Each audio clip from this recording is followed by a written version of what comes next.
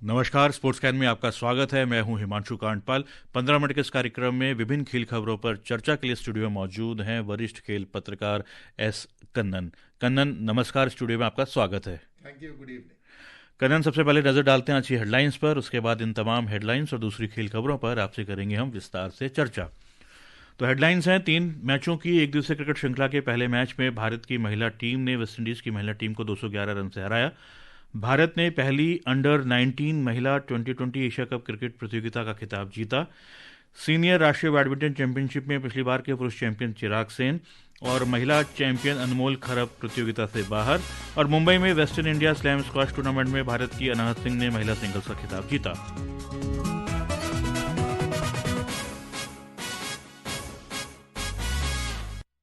और अब खबरें विस्तार से। सबसे पहले बाद इंडिया वर्सेस वेस्टइंडीज। वडोदरा में 3 मैचों की एक दिवसीय क्रिकेट श्रृंखला के पहले मैच में भारत की महिला क्रिकेट टीम ने वेस्टइंडीज की महिला क्रिकेट टीम को 211 रन से हरा दिया है।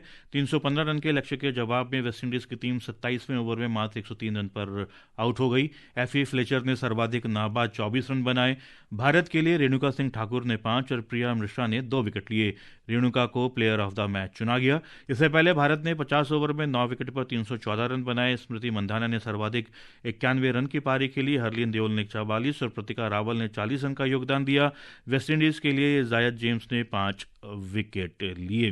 ये मैच जिस हिसाब से वडोदरा में खेला गया था, पहला इंटरनेशनल टेस्ट मैच, नया स्टेडियम बनकर आया है, उस पर भी आपकी टिप्पणी हम चाहेंगे। लेकिन पहला मैच और 315 का विशाल स्कोर, लगता है दबाव में बिखर गई वेस्टइंडीज की टीम। बिल्कुल नया स्टेडियम, मैं समझता हूँ कि नया स्टेडियम का पूरा रोमांच उठाया और स्मृति मंदाना का जो परफॉर्मेंस रहा है 2024 में, इट हैज बीन आउटस्टैंडिंग। जी but main Renuka Singh bowling, लगातार उन्होंने 8 ओवर किया और जो विकेट निकाले हैं। जी बट वुमेन्स क्रिकेट का जितना चर्चा करें अच्छा रहे, इम्पोर्टेंट है, क्योंकि ओडीआई वर्ल्ड कप जी मेजबानी इंडिया कर रहा है 2025 में। जी उसको नजर में रखते हुए अगर परफॉर्मेंस अच्छा होगा, it will be good for the sport.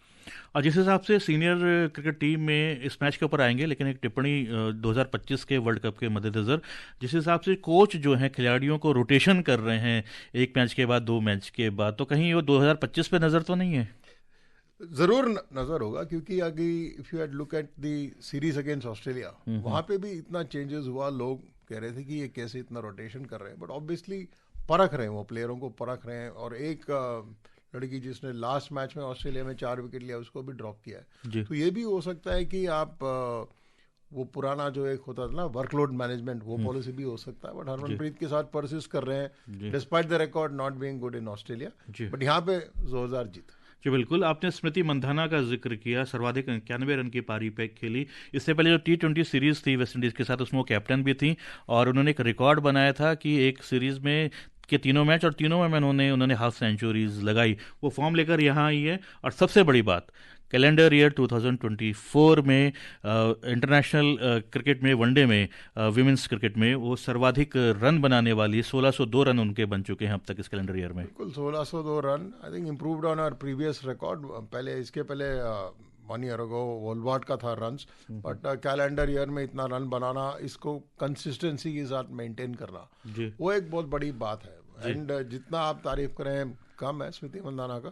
Ji I think इतना, जैसे हम मेंस क्रिकेट में उम्मीद करते हैं कि विराट कोहली रन बनाएंगे, रोहित शर्मा रन बनाएंगे, उसी तरह से people look at women's cricket and Smriti Mandhana. जी बिल्कुल। और 2018 और 2022 में भी वो सर्वाधिक रन बनाने वाली खिलाड़ी थी इंटरनेशनल में, इन अ कैलेंडर ईयर में। Definitely yes. जी बिल्कुल। और भारत की क्रिकेट की सीनियर टीम के बाद सीधा चलते हैं under 19 Asia cup junior team की तरफ। और वहाँ जाने से पहले आपको बता दें कि जो भारत वेस्ट इंडीज़ जो सीरीज़ है 3 मैचों की, उसका तो दूसरा मैच है मंगलवार को वडोदरा में ही खेला जाएगा। भारत ने पहली अंडर 19 महिला 2020 एशिया कप क्रिकेट प्रतियोगिता का खिताब जीत लिया है। कुआलालंपुर में आज फाइनल में भारत ने बांग्लादेश को 41 रन से हराया। 118 रन के लक्ष्य के जवाब में बांग्लादेश की टीम 19वें ओवर में 76 रन पर ही सिमट गई। एक रिपोर्ट।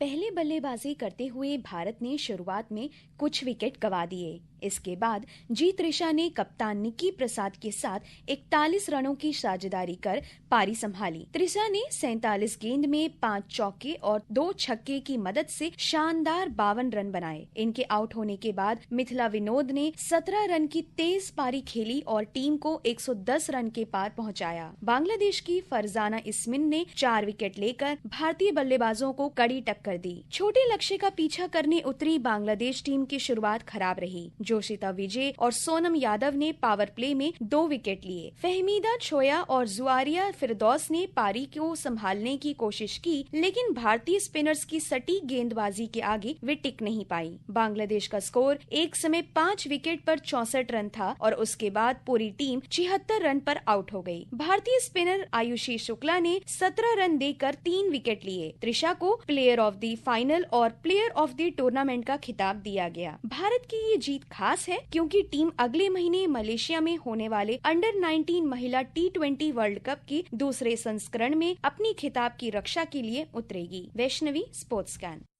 ये बिल्कुल बहुत ही छोटा टारगेट था बांग्लादेश के सामने और भारतीय टीम ने उसको डिफेंड किया। भारतीय स्पिनर्स की यहाँ पे तूती बोली और पहला खिताब जिता दिया। बहुत ही अच्छा परफॉर्मेंस है क्योंकि यही मैं सोच रहा था कि बांग्लादेश के साथ ऐसा प्रदर्शन, वहीं पिछले हफ्ते ही जहाँ बॉयज़ का चर्चा करें, बांग्लादेश के सामने हार का हुआ था decision. So I think it's a good revenge.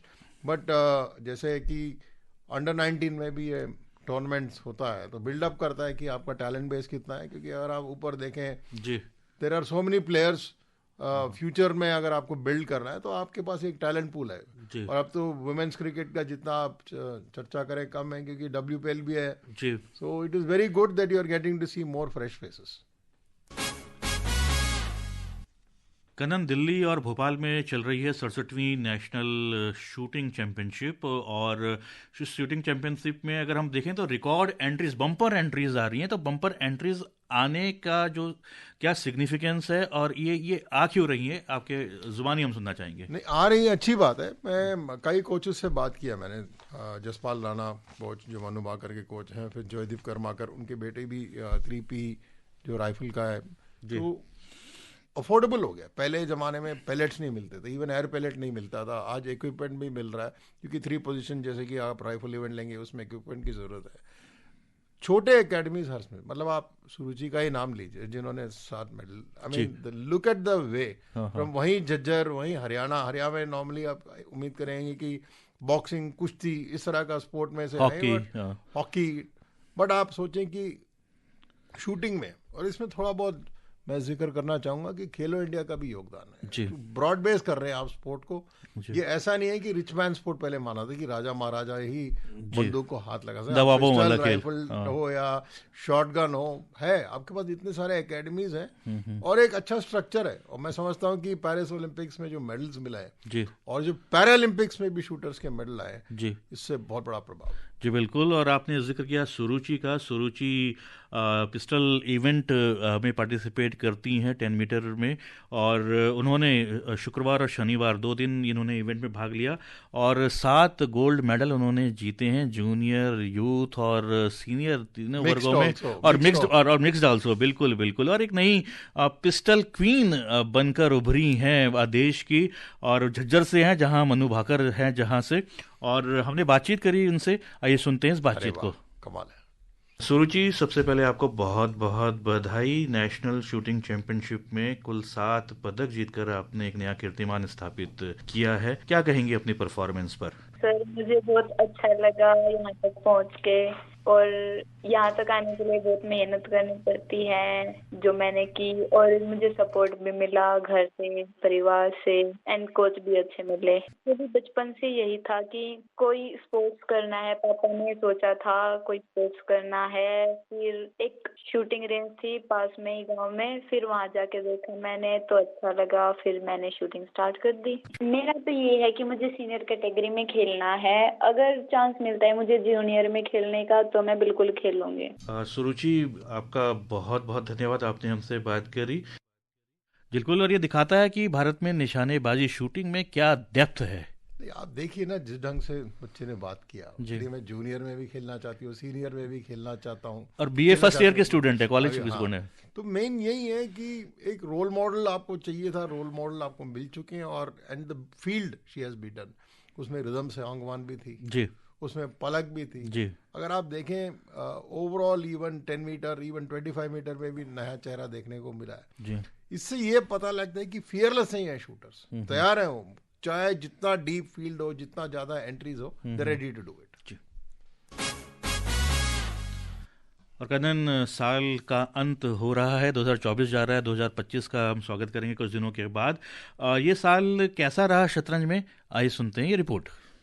साल 2024 के समाप्त होते होते शतरंज में अभूतपूर्व उपलब्धियां हासिल हुई। हंगरी के बुडापेस्ट में 45वें फिडे शतरंज ओलंपियाड में भारत की शतरंज प्रतिभा ने नई ऊंचाइयों को छुआ, जहां भारतीय पुरुष और महिला शतरंज टीमों ने स्वर्ण पदक जीतकर इतिहास रच दिया। डी गुकेश, आर प्रज्ञानंदा, अर्जुन एरिगेसी और विदित गुजराती जैसे बेहतरीन खिलाड़ियों वाली पुरुष टीम ने प्रतियोगिता में अपना दबदबा बनाए रखा। टीम ने 11 में से 10 मैच जीते और अंतिम दौर में स्लोवेनिया को हराया। डी गुकेश और अर्जुन एरिगेसी ने अपने असाधारण प्रदर्शन के लिए व्यक्तिगत स्वर्ण पदक जीते। हरिका द्रोणावल्ली, आर वैशाली, दिव्या देशमुख, वंतिका अग्रवाल और तानिया सचदेव वाली भारतीय महिला टीम ने शुरुआती झटकों से उभरते हुए अंतिम दौर में अजरबैजान को हराकर खिताब अपने नाम किया। प्रधानमंत्री नरेंद्र मोदी ने भारत के युवा शतरंज खिलाड़ियों की ऐतिहासिक उपलब्धि की सराहना की और विजयी टीमों को प्रधानमंत्री द्वारा नई दिल्ली में सम्मानित किया गया, जिसमें भारतीय शतरंज इतिहास में इस उल्लेखनीय उपलब्धि का जश्न मनाया गया। एक असाधारण उपलब्धि में डी गुकेश ने सिंगापुर में विश्व शतरंज चैंपियनशिप में चीन के डिंग लेरेन को हराकर 2024 में सबसे